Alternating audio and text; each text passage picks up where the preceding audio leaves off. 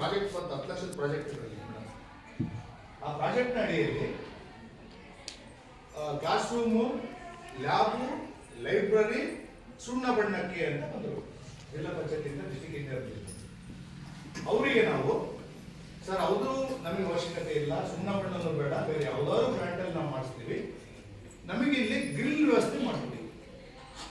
ಪಬ್ಲಿಕ್ಸ್ದು ಭಾರಿ ಡಿಸ್ಟರ್ಬೆನ್ಸ್. ನನ್ನ ಹತ್ರ ಎಲ್ಲ ವಿಡಿಯೋ ಫೋಟೋಗಳಿದೆ. ನಾವೆಲ್ಲ ಟೀಚರ್ಸ್ಗಳು ಸಹ ಇಲ್ಲಿ ಬಾಟ್ಲಿಗಳು, ರೋಟ್ಗಳು ತೆಗೆದಾಕಿದ್ವಿ ಹೊರಗೆ. ಇಲ್ಲೇನೋ ಮಾಡ್ತಿರ್ಲಿಲ್ಲ. ಆಫೀಸ್ ರೂಮ್ ಇದೆಲ್ಲ ಆಯ್ತು, ನಮಗೆ ಕಣ್ಣಿಗೆ ಕಾಣಬೇಕಲ್ಲ. ಬೆಳಿಗ್ಗೆ ನಾವು 9 ಗಂಟೆಗೆ ಬಂದ ತಕ್ಷಣ ಇವರು ಏನ್ ಮಾಡಿದ್ದಾರೆ ಅಂತ. ಅಲ್ಲಿ ಆಫೀಸ್ ರೂಮ್ ಇದೆಯಲ್ಲ, ಅಲ್ಲೇ ಕರೆಕ್ಟಾಗಿ ಇಟ್ಟೋಗಿರೋದು ಬಾಟ್ಲಿಗಳು. ಕೆಲವು ದಿನ ಇನ್ನೂ ತಿಕ್ಕಲು ಬಂದಿರುತ್ತೇನೋ, ಆ ಬಾಟ್ಲು ಒಡೆದಾಕಿ ಹೋಗಿರೋರು ಅಲ್ಲೇ ಬಂದು ಆಯಿಸ್ಲಿ ಇವರು ಅಂತ ತೆಗೆದು ಇವ್ರು ಹಾಕಿ.